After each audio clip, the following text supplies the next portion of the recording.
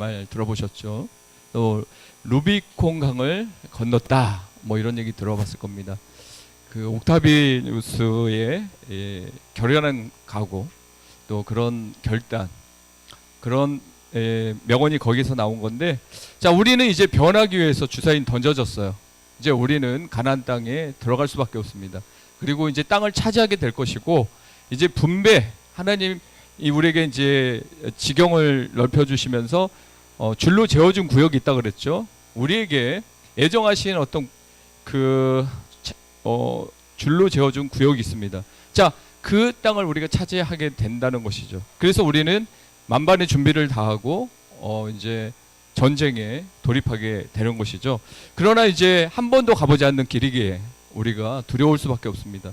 저도 한 번도 안 가본 그런 곳에 갈 때는 뭐 설렘도 있지만 걱정도 있고요. 또 한 번도 도전해보지 않는 것들을 도전할 때는 이제 염려와 걱정이 자동 그림자처럼 따라오게 됩니다. 자, 그렇지만 이때가 기회인 것이죠. 그렇죠? 하나님이 우리를 믿어주고 또 우리를 앞에 보내셔서 그 땅을 밟는 또 차지하는 그 모든 것이 너희 것이 될 것이니 담대하고 강하게 믿음으로 순종하며 나가라는 것이죠. 충분히 우리는 이 하나님께서 우리에게 약속하신 이 약속을 이해하고 또 내가 왜 변화해야 되는지, 내가 왜 도전해야 되는지 그것을 여러분 전부 다 감지하고 있는 줄 믿고 오늘 설교를 하겠습니다. 네, 그렇습니다. 미국의 톰 네이더라는 목사님이 특이한 책을 쓰셨어요. 제목이 좀 특이합니다.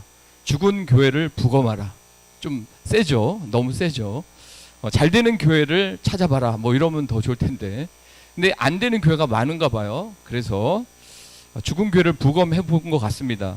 근데 그 책에 여러 가지 이제 죽은 교회의 특징을 소개하고 있는데 그중 오늘 두 가지만 이게 설명하려고 합니다. 먼저 첫 번째 하나는 어떤 변화도 한사코 거부했다라는 것이죠. 그러니까 뭐 이거 해보자, 저거 해보자, 이렇게 또 순종해보자, 도전해보자, 변화를 꿈꿔보자, 변화의 바람을 맞아보자, 이렇게 했을 때 뭐 우리 교회에서 꼭 그렇게 해야 됩니까? 또 그냥 저는 교회만 나오는 것으로 만족하는데 이보다 더 무엇을 바라시나이까? 이런 이 사고가 팽배한 그런 교회 문화에서는 이 변화가 오지 않는 것이죠. 자, 사람이 변하는 건 쉽지 않아요. 그렇죠? 사람 많이 만나보셨잖아. 지금 많은 사람들이 스트레스 받고 있는 것이 뭐 경제적인 어려움도 있지만 그보다 더 큰 것이 인간관계래요. 인간관계. 그래서 알다가도 모르겠다. 사람 마음은 알다가도 모르겠어요. 여러분, 뭘 알다가도 모르는 게 아니라 원래 모릅니다. 네, 어떻게 압니까 우리가? 네, 참 그래서 사람이 변하는 건 쉽지 않다라는 뭐 결론을 내리지만 그럼에도 불구하고 말씀이 우리를 변화시키고 성령께서 우리를 자각하게 하시고 변화시킨다는 사실을 우리는 알고 있습니다. 교회 전체가 또 변하는 것도 쉽지 않습니다. 우리 교회 스타일이 있는데 뭐 다른 걸 시도한다 했을 때는 부담감이 엄청난 거예요. 그리고 사람은 안주하기를 좋아합니다. 도전보다는 안주하기를 좋아하고 익숙한 것을 좋아해요. 그래서 마치 관성의 법칙을 따라 그냥 멈춰 있는 그 공은 계속 멈춰 있기를 원하잖아요. 그런 관성의 법칙을 따라 살아가는 것 같습니다. 자, 그렇다고 변화를 위협으로 간주하게 되면 심리적인 저항력만 강해지게 됩니다. 그러니까 변화해야 된다. 설교를 통해서 아니면 주위 사람들 통해서 당신 변화해야 돼. 그래, 당신도 변하자. 우리 교회가 변화해야 된다. 하나님의 뜻이다. 옛날에 내 스타일을 고집하지 마라. 내 의견, 내 생각 이런 것에 내가 가지고 왔던 신앙관 이런 것들에 너무 거기에다가 힘주지 말고 자세히 보니까 보이는 것들이 있잖아요. 자세히 보니까 보이는 것들이 있어요. 주님이 이 변화를 원하는구나 했을 때 그것들에 대해서 위협으로 간주하면 안 됩니다. 귀찮다고 생각해서도 안 되죠. 그러면 심리적인 저항력만 강해지고 고집만 세집니다. 고집 센 사람들이 변할 때 안 변해서 그런데요. 이스라엘 백성들이 하나님이 쉐마 이스라엘 해서 들어야 된다. 너희들 들어야 된다. 내가 무엇을 원하는지 들어라. 들어라. 선지자를 통해서 하는 얘기도 들어라. 그런데 그걸 거부하는 거예요. 그럴 때 고집이 2배로 세지는 거예요. 거기에서 또 한 번 거절하면 내외로 강해지는 겁니다. 그래서 주위에 고집센 사람 특징은 남의 말 안 듣는 거예요. 듣기를 싫어했던 그 삶의 습관이 결국 그렇게 고집센 인생으로 만들어버린 것입니다. 이 바리새인과 서기관들이 그랬어요. 우리만 옳다. 우리가 생각하는 게 다 맞다고 했는데 예수님 와서 평가해 보니까 거의 빵점에 가까운 점수를 받은 거 아니겠습니까? 그래서 주님께서 지금도 우리에게 변화를 요구할 때 나는 무엇을 변화해야 되는가 생각해 봐야 됩니다. 꼭 무슨 어떤 이 성장을 위해서만 변화를 추구한다기보다 겸손을 위해서도 변화해야 되는 것이죠. 상대방의 마음을 공감할 수 있는 마음도 필요한 것이죠. 자, 일어나지도 않는 작은 반응을 예상해 염려를 이어가는 것, 변화를 여부로 느낄 때 나타나는 현상이죠. 즉 심리학적 표현대로 말하면 강물을 거스르려 열심히 발장구를 치는 것이죠. 여러분 강물을 거스를 수 있어요? 이 변화의 바람, 하나님이 우리를 이렇게 변하기를 원하는 이 강력한 흐름을 여러분들이 발장구 치면서 거슬러 올라갈 수 있습니까? 안 되는 겁니다. 하나님이 변화라고 할 때, 내가 복주겠다고 할 때, 지경을 넓혀준다고 할 때, 존귀한 자로 세워준다고 할 때, 환난과 근심을 면하게 해준다고 할 때, 겸손을 요구할 때 우리는 변화해야 될 줄 믿습니다. 그때 발장구 치는 것은 인생 헛발질과 같은 것입니다. 그냥 뭐 노력해도 아무것도 주어지지 않는 것이죠. 반면 어떤 교회와 어떤 사람들은 환경의 변화를 기회로 인식하는 거죠. 자, 그래서 이렇게 생각할 수 있어요. 그래, 뭔가 변하고 있다. 뭔가 하나님이 앞서가고 계시다. 내 마음을, 내 가슴을 뛰게 하고 있다. 하나님이 길을 열어주고 있어. 지금 하나님이 나에게 들려주고 있어. 나는 그 하나님의 음성이, 성경이 오늘날 나에게, 우리에게 하는 그 음성이 들려오기 시작했어. 예전에는 그런 음성이 들려오지 않았는데 지금은 누가 이 얘기를 해도 듣고 싶고 뭔가 교훈을 얻고 싶고 그 사람에 대해서 호의를 갖게 되는 것이지. 자, 이러한 상황은 대환영이지. 그래, 변화의 바람이 불어와? 이 상황은 대환영이야. 난 받아들일 거야. 난 이제 새로운 뭔가를 해야 해.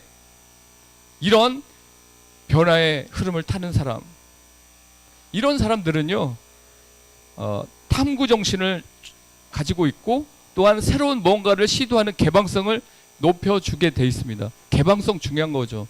유연성, 개방성 다 중요합니다.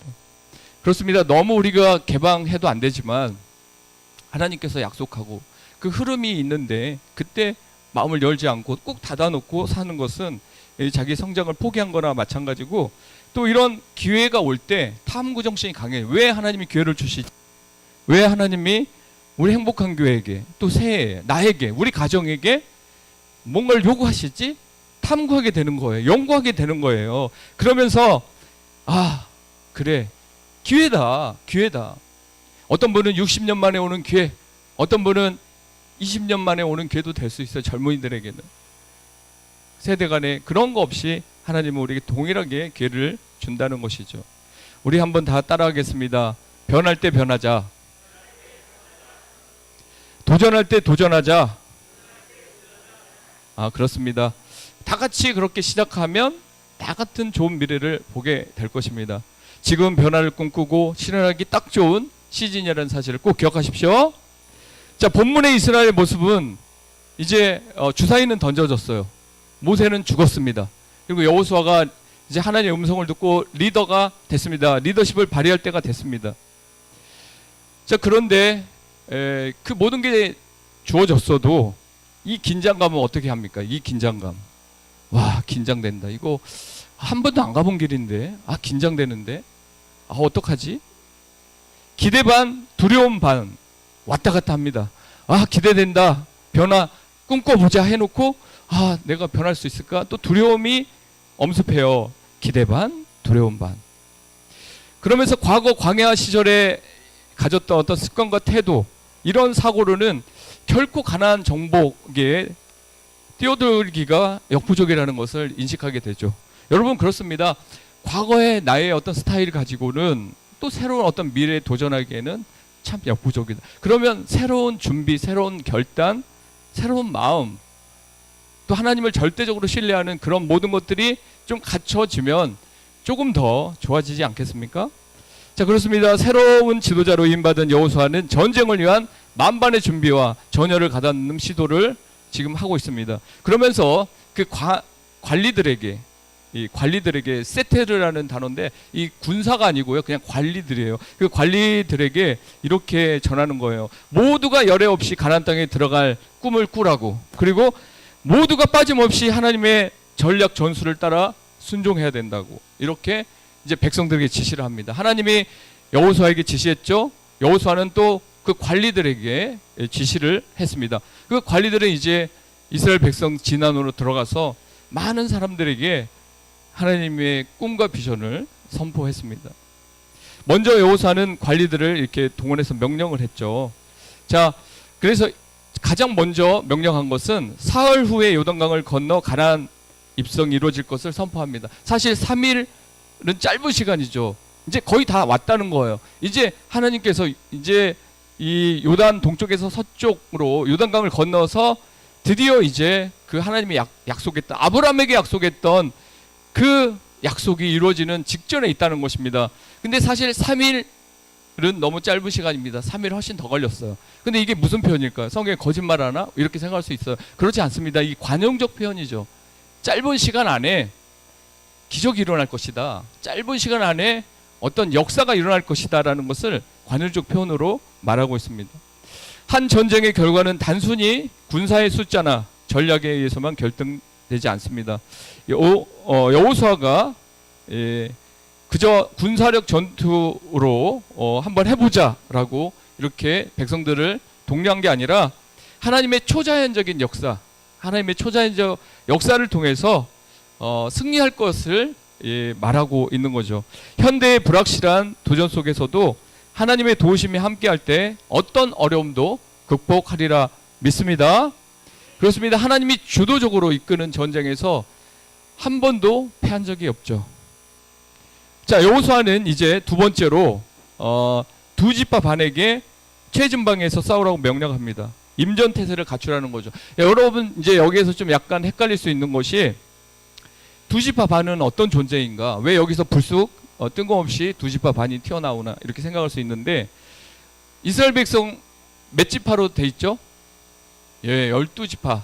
12지파인데 이 동쪽, 요단 동쪽에 좋은 땅이 있었어요. 풀도 있고, 또 이제 목축업을 하고 있었던 므낫세, 갓, 그리고 루벤 지파 사람들이 그 아모리 사람들을 물리치고 땅을 얻었습니다. 이미 그 땅을 얻었는데 너무 땅이 좋은 거예요. 그래서 또 짐승들도 많고 하다 보니까 모세에게 가서 부탁을 한 거예요. 우리 여기서 살면 안 돼요? 우리 두 지파 반이 지금 이미 전쟁에 이겼고 이미 땅을 차지했고 안식을 누리고 있는 이 상태에서 여기서 우리가 땅을 차지했으니까 살면 안 돼요? 이렇게 했을 때 처음에 오해를 했죠. 모세가 이랬을 것 같아요. 그냥 제 생각에 죽을래? 니들만 여기서 열애시켜? 죽을래? 뭐 이랬을 것 같아요. 그러면서 얘기를 듣는데 모세가 계속 듣다 보니까 약간 그들이 주장하는 게 터무니없는 게 아닌 거거든요. 열심히 싸웠고 또 자기들은 목축업을 하는데 이 많은 짐승을 어떻게 데리고 가나안 땅에 들어가고, 그래서 부탁을 했는데 모세가 자기 마음대로 못하죠. 사인은 어떻게 자기 마음대로 하겠어? 하나님께 여쭤보죠. 하나님 감동을 해서 그래, 그러면 너희들은 두 지파 반은 이 동쪽에서 가나안 땅 들어가지 않고 동쪽에서 안식을, 또 동쪽에서 땅을 분배받는 거로 하자. 대신에 너희들은 최전방에서 싸워야 된다. 너희들이 그 혜택을 누렸으니까 이 형제들이, 9지파 반 형제들이 가나안 땅에서 이제 다 전쟁을 해야 뺏는 땅이에요. 땅 따먹기예요. 근데 너희들이 이제 미리 얻었다고 했으니까 그러면 너희들은 싸울 때 최전선에서 최전방에 싸워야 된다. 무장하고 이제 이 얘기를 하는 것입니다. 그러니까 여호수아가 아주 지혜로운 거 아니겠습니까? 그래, 너희들이 요구한 건 들어줬어. 대신에 우리 형제다. 너희만 잘 되고 또 나머지 9지파 반만 목숨 걸고 전쟁터에 싸우는 거 안 된다. 너희들이 가장 앞에 나가서 싸워주고 대신에 모든 땅을 다 분배하고 정복했을 때는 너희들이 다시 귀환할 수 있다. 이렇게 이제 약속을 한 겁니다. 자, 그 약속을 이제 다시 한번 상기하면서 나가는 거죠. 여러분, 우리가 잘 알고 있는 이 노블레스 오블리주라는 라틴어, 이제 프랑스 말이죠. 예, 라틴어에서 나온 것입니다. 고귀함은 의무를 가진다라는 의미를 담고 있죠. 이는 사회적으로 높은 지위와 권력을 가진 사람들이 그에 상응하는 도덕적 의무와 책임을 져야 한다는 개념이죠. 그래서 로마에서도 이 귀족들이 전쟁터에 나갔습니다. 예전에 이제 우리 대한민국에서도 어떻게든지 군대 안 가려고 돈 있는 사람들이 백을 써서 빠졌습니다. 그렇게 빠진 사람을 신의 아들이라고 했고, 18개월 가는 방위들은 장군의 아들. 자, 그리고 그냥 현역으로 끌려갈 수밖에 없는 사람들은 어둠의 자식들이라고 그런 얘기가 있었습니다. 근데 노블레스 오블리주는 기독교인들에게도 아주 중요한 정신입니다. 하나님 안에서 먼저 축복을 받았어요. 물론 고생 많이 하셨잖아요. 70, 60대 우리 권사님, 장로님, 얼마나 그 시절에 고생하고 얼마나 힘들게 아껴서 돈 모아서 아파트 입주하고 그런 경험들이 다 있잖아요. 자, 어떻게 됐든 간에 이제 먼저 그렇게 이제 승리를 맛보고 안식을 맛보고 축복을 맛본 사람은 그렇지 못한, 아직도 그 길에 가지 못한 사람들 앞에서 이 최전방에 서서 같이 싸워야 되는 것이죠. 예를 들어서 우리 행복한 가족 중에 누가 아프다, 누가 행복한 가족 중에 누가 가난하게 산다, 그러면 앞에 선 사람이 도와야 되는 것입니다.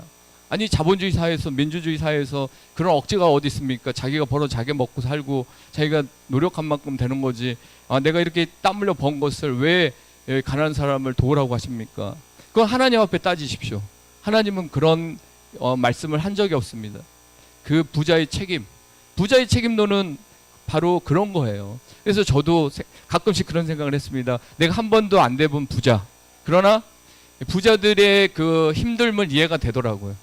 어느 날 용돈이 좀 막 생기니까 이걸 어떻게 써야지? 어떻게 분배해야지? 그 조금 갖고도 고민하는데 돈이 있는 분들은 얼마나 고민이 많겠나, 이런 생각을 해봤습니다. 있다고 다 좋은 게 아니에요.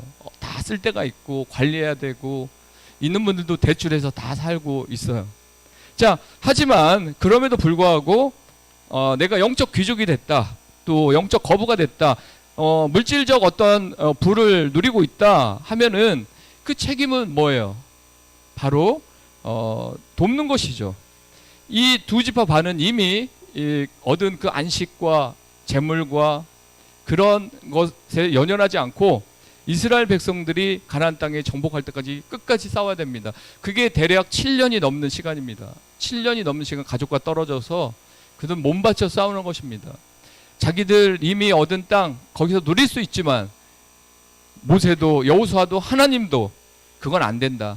같이 싸워줘야 된다. 같이 도와야 된다. 그래서 어떤 교회는 그런 표가 있더라고요. 같이 있는 같이 가는 교회. 좀 재밌죠? 가치가 있는 교회인데 또 같이 가는 교회래. 우리 행복한 교회도 그렇게 됐으면 좋겠습니다. 이 교회를 부검하다라는 책에 나오는 이제 두 번째 교회의 특징, 죽은 교회의 특징 하나가 있는데 이렇습니다. 언제나 나 자신을 위한 성도들로 가득 차 있는 그런 교회라고 합니다. 내 스타일, 내 취향, 내 의견을 피력하는 사람들이 많은 거죠. 공동체를 껴안기보다 우리 가족 위해서만 기도하고 내가 아는 친한 사람들과 교제하고 돌아가는 이제 그런 사고, 또 우리 부서만 좀 잘 됐으면 좋겠고 우리 부서만 부흥했으면 좋겠다. 자, 이런 교회는 죽은 교회에 가깝다는 것이죠. 우리가 잘 알다시피 그 아프리카 반투족에 나오는 우분투라는 단어 의미를 우리는 알고 있습니다. 우분투라는 단어는 우리가 함께 있기에 내가 있다. 그러니까 우리가 있기에 내가 있는 것이죠. 내가 열심히 해서 돈도 벌고 잘 산 것 같지만 우리 모두가 같이 기도해주고 또 우리가 공동체 안에서 살아가고 있다는 이 인식을 우리는 가져야 됩니다. 그렇습니다. 인류학자가 1등에게만 주겠다라고 그들이 정말 먹어보지도 못한 그 딸기 한 바구니를 놓고 경주를 시켰지만 모두가 손잡고 아프리카 아이들이 모두가 손잡고 같이 뛰면서 이 같이 딸기를 분배했습니다. 우리 같으면 어때요? 1등이 돼서 내가 한 바구니 다 먹고 남은 건 엄마 갖다 주고 다 자기 개인적인 그런 걸 챙기겠지만 이 아프리카 반투족에 있는 아이들은 이 우분투 정신을 통해서 어떻게 나만 먹어요? 내가 먹고 있을 때 저 친구는 굶을 거 아니에요. 어떻게 나만 그렇게 호의호식 할 수 있어요? 어떻게 나만 여행 가고 어떻게 나만 골프 치고 어떻게 나만 그렇게 살 수 있냐고요. 우리 행복한 가족들 중에 어려운 사람이 있다면 그들을 생각해야 되는 것입니다. 믿으십니까? 네. 사실 이렇게 기독교는 훈훈하고 따뜻하고 사랑으로 가득한 그런 종교예요. 두 집화 반이 바로 그런 데 있어서 이제 빠지지 않고 최선봉에 서서 그런 책임의식을 갖고 그 적군들과 싸우는 것이죠. 자, 그렇습니다. 두 집화 반의 모든 용감한 전사들이 형제 이스라엘 위한 그리고 하나님의 영광을 위한 싸움에 노블레스 오블리주 정신으로 그들이 나갔던 것이죠. 한편 이제 4장 13절에 그 숫자를 보니까 4만 명으로 나옵니다. 근데 원래 그들 인구를 셌을 때 11만 명이에요. 그럼 7만 명이 비잖아요. 7만 명은 이제 요단 동편에서 그 성을 지키고 처자들 지키면서 또 이제 전투 식량, 이 보급품이 중요하잖아요. 그 보급품을 운송하는 그런 역할을 한 것 같습니다. 자, 그러면서 그들이 이제 먼저 이제 여호수아에게 서약을 합니다. 뭐 여호수아가 그런 얘기를 했을 때 두 집화 반이 이거 너무 불리하다. 우리가 얻는 거 우리가 싸워서 이긴 거기 때문에 우리 건데 그것을 누린다고 우리에게는 최전방에 싸우라. 그리고 전쟁이 끝날 때까지는 집에 못 돌아간다고? 이건 너무 과한 거 아닌가? 이런 생각을 하게 될 수도 있는데 그들이 워낙 군기가 지금 있고 사기가 충천해 있다 보니까 순종을 서약해 버립니다. 만약에 여호수아 당신에게 우리 지파 중에 누가 반항을 하거나 그 말에 대꾸를 하거나 불순종을 했을 때는 사형에 처하겠다. 좀 엄한 분위기죠. 엄한 분위기. 자기들이 얘기한 거예요. 자기들이 스스로. 그만큼 결혼의 의지가 강하고 이 가나안 땅에 가서 9집화 반 또 우리 이스라엘 전체 명예를 회복하고 하나님이 약속한 그것이 드디어 수백 년 만에 이제 이루어지는 그 자리에 우리가 이런 정신으로 나가겠다고 그들이 선언합니다. 순종의 선순환이 어찌 그리 아름다운지요. 모세는 하나님께 순종했고 여호수아는 모세 시종으로 일했습니다. 물 길어다 주고 막 그랬어요.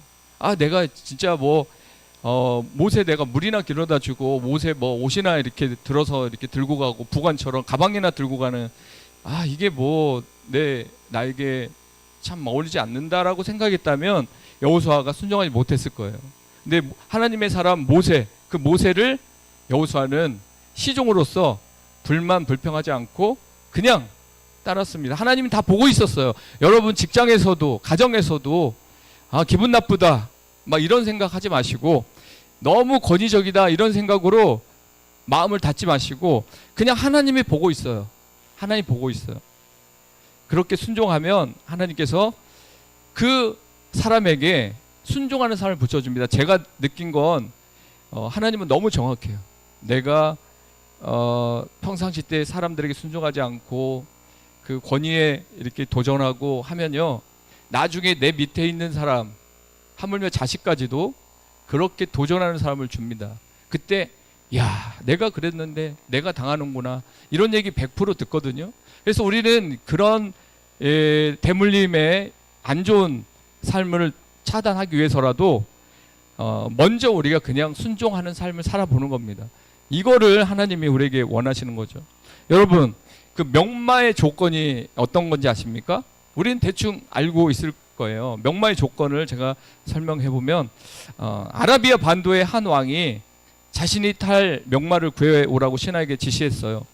신하는 아라비아뿐 아니라 인근 여러 지역에서 돌아다니며 명마로 소문난 말들을 모두 데려왔습니다. 수백 마리 데려왔죠. 왕은 그 말들 중에서 4마리만 뽑아달라. 4마리를 뽑았어요.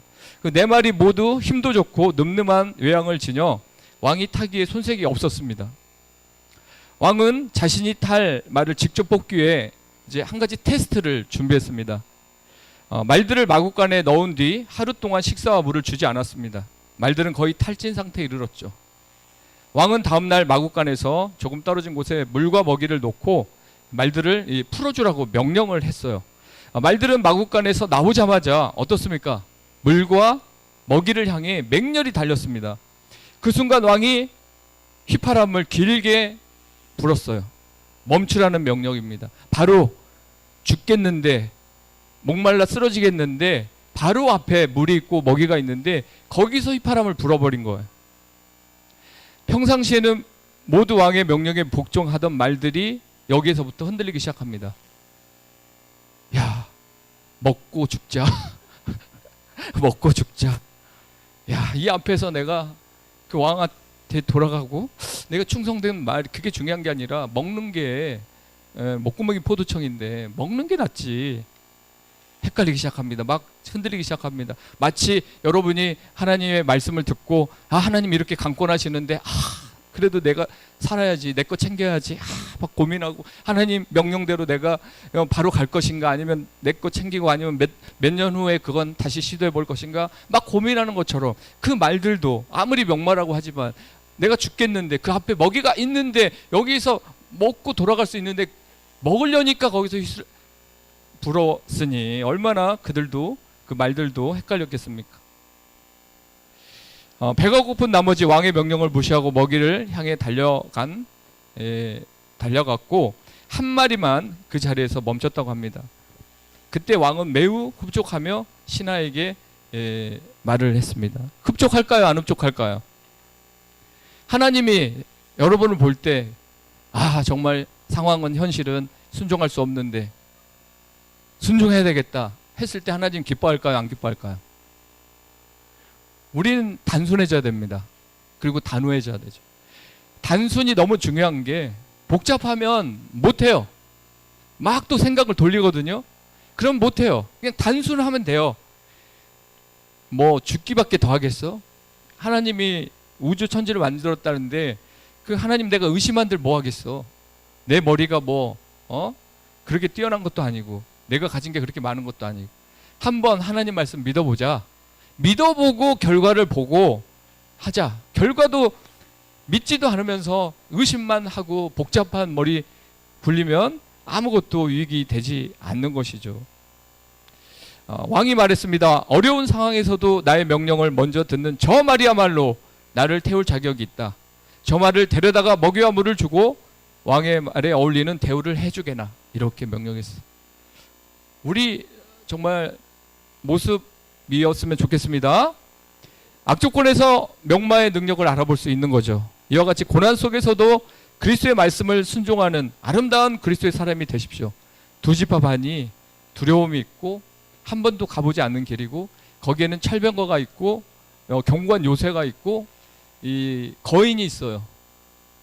그런 현실을 앞두고 제일 앞에서 총알바지가 될 수 있고 제일 앞에서 화살 맞을 수 있고 제일 앞에서 성을 돌다가 돌 맞을 수 있고 제일 어려워요. 그리고 자식들 생각하면은 발이 안 떨어질 수 있어요. 근데 갑니다. 하나님 너무 기뻐하는 거죠. 두 지파 반이 처음에 머리 쓰는 것 같았어요.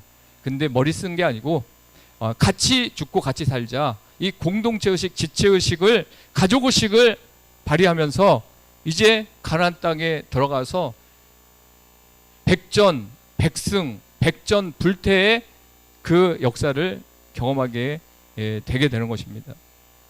한 가지 예를 들고 마치겠는데 2주마다 우리 교회에 와서 전도해 주는 분들이 있다고 그랬죠.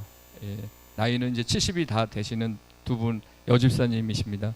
그 중에 이제 한 분이 이제 기도도 받고 상담도 하는 과정 속에서 갑자기 자기가 간증을 하나 할 게 있다라고 해서 저도 들었습니다. 그러니까 오히려 집사님, 권사님들의 간증이 목사님 간증들보다 더 따뜻하고 현실적이고 은혜가 넘치더라고요. 그래서 저는 그분들이 70년을 살았으면 얼마나 많은 간증이 있었겠습니까? 죽다 살아난 경험도 있고 완전히 망해갖고 막 단칸방에서 살았던 시간들도 있었고, 정말 남편 일찍 보낸 그 아픔의 사연도 있고, 자식이 이혼한 그런 사연도 있고, 뭐 그런 사연들이 있어요. 근데 그런 가족 속에서 한 분이 자기가 이렇게 어렵게 살았대요. 근데 이제 결론부터 얘기하면 자기가 집이 세 채래, 서울에. 근데 어떻게 그렇게 어렵게 살았는데 집이 세 채입니까? 근데 궁금하죠. 파고 들어가는 거죠. 들어보는 거예요. 근데 이분이 이제 남편이 처음에 월급이 20만 원이었대요. 20만 원. 그래서 근데 시동생들이 그 집에 살고 왔다 갔다 해서 또 시동생을 위해서 6만 원을 썼대. 그럼 14만 원 남는 거잖아. 그거 가지고 이제 살아가는데, 그가 이제 우연히 이제 기도원에 가서 부흥에 참석했다고 합니다. 한참 오래된 시기죠. 부흥에 참석해서 설교를 이렇게 듣는데, 부흥 강사가 11조 설교를 했대요. 근데 이제 우리가 생각할 때 11조 하면은 이렇게 하면 잘 된다, 복 받는다, 뭐 이런 얘기를 해서 이제 설득 이렇게 하잖아요. 근데 그런 얘기는 하지 않고 이런 얘기를 던졌대요. 자기가 그때 그 얘기를 듣고 뭐 11조 해야 된 이유, 이게 중요한 게 아니라 완전히 이제 마음을 바꾼 게, 11조는 이렇게 하면 된다고 설명했는데 어떻게 하면 되냐고 했냐면, 물 위에, 흐르는 물 위에 낙엽을 팍 던지듯이 그냥 던지는 것이 11조라고 얘기했대요. 그 얘기만 한 거예요. 근데 그게 무슨 의미로 그분이 들었겠어요? 이건 내게 아니니까 이거는 고민할 필요도 없고 생각할 필요도 없고 그냥 던지는 거예요. 그냥 낙엽 귀하게 생각해요? 물에 그냥 던져버리는 거예요. 그렇게 얘기를 듣고 자기는 감동을 받아서 20만 원 받아서 2만 원 이렇게 하고 했더니, 시동생들에게 6만 원 나갔던 게 딱 끊쳐지더래. 이제 그분 간증이에요. 제가 얘기한 게 아니고. 이제 그러면서 그렇게 어렵게 살았지만 신기하게 누가 어디 아파트 지금 입주한다는데 한번 가보자 하면 돈도 없는데 갔대. 근데 가가지고 뭔가를 계약하면 무조건 그게 잘 돼버린 거예요. 근데 이제 여러분, 여기에서 또 목사님이 또 그런 또 부담감 주고 그런 얘기 하려고 또 시작하나 보다 생각하면 안 됩니다. 절대 안 됩니다. 금방 말한 것처럼 그렇게 낙엽을 물에 던져버리듯이 이건 내게 아니기 때문에 11조 가치를 우습게 생각하라는 게 아니라, 그것이 하나님의 것이기 때문에 생각조차 할 필요도 없다는 것을 말하고 있습니다. 근데 그분이 그렇게 한 후에 그의 삶이 달라졌어요. 자, 그런 가운데 무엇을 투자하면 항상 쉽게 길이 열렸다는 것이죠. 이제 그분의 간증입니다. 저는 그분이 못 사는 줄 알았어요. 자기가 그 얘기 할 때까지 저는 어떻게 합니까? 근데 그런 재력을 갖고 있으면서 또 정말 선한 일을 전도하죠. 남의 교회 가서 또 전도해 주죠.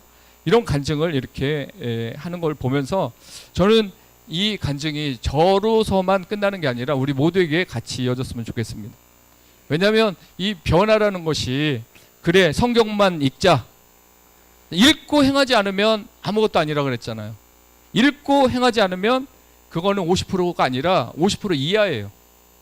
오히려 알면서 안 하니까.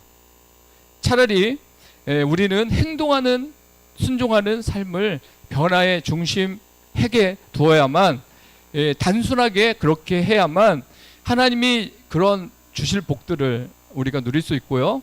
또 이 탐욕 바이러스가 작동하지 않도록, 이것저것 재는, 또 머리 쓰는 그런 사람이 되지 않도록 단순하게 우리 시스템을 만들어 놓으시고, 또 그렇게 단순하게 하나님 앞에 나오는 사람을 쓰십니다. 자, 여러분, 그렇습니다. 2지파 반 도전했습니다. 거의 불가능해 보이는 그 조건에도 그들은 도전했습니다. 그리고 아까 말했던 그 집사님, 그래 하나님으로부터 왔다, 내가 하나님으로부터 살고 있다, 하나님으로부터 공급받고 있다, 그 하나님이 아니면 안 된다, 근데 그 하나님이 원하는 그것에 내가 떨고 있으면, 그것을 행하지 않으면 나머지 그런 부분에서 더 많은 제약이, 더 많은 고민이, 더 많은 주름살이, 더 많은 근심이 나를 짓누르게 된다. 낙엽 던지듯이, 물에 낙엽 던지듯이 그걸 생각할 필요도 없이 순종해 버리자. 바로 그때 하나님의 역사하신 겁니다. 여러분, 하나님은 여러분에게 복 주시길 원하고, 하나님 여러분에게 가나안 땅에서 밟아라. 그럼 다 너의 것이 된다. 그리고 나의 초자연적인 역사를 경험해 봐라. 아무리 머리로 재고 따져도 네가 노력해봤자 얼마나 몇 발이나 더 가겠니? 내 도움 없이 너희 자녀들이 성장할 수 있을 것 같아? 내 도움 없이 너의 건강이 유지될 것 같아? 내 도움 없이 너의 기도가 응답될 것 같아? 나의 인정 없이, 나의 허락 없이 내가 인정하지 않는 가운데 너의 노력으로 될 것 같아? 되는 사람들이 있어요. 어떤 사람인지 아세요? 불신자들. 안 믿는 사람은 노력해서요, 돈 벌고요, 투자해서 돈 법니다. 그것은 그냥 그렇게 보세요. 근데 하나님의 자식은, 하나님의 택한 백성은 절대 그대로 안 놔둡니다. 왜냐하면 그러면 하나님이 직무유기예요. 하나님의 자녀는 분명히 징계한다고 그랬고, 깨닫게 한다고 그랬고, 또 상황을 통해서 사인을 보낸다고 그랬습니다. 그렇게 해서 하나님의 자녀에게 복주는 하나님만의 방법이 있는 것이죠. 그 방법 안에 우리가 들어가는 것입니다. 믿으십니까? 그렇습니다. 그렇게 2지파 반과 9지파 반, 12지파가 당신에게 순종하겠습니다. 당신의 말에 청종하겠습니다라고 서약을 합니다. 자, 그렇게 된 것은 하나님 말씀에 순종하겠다는 의미가 포함되어 있는 것이죠. 행복한 교회 2025년 새해가 밝은 지 이제 19일째입니다.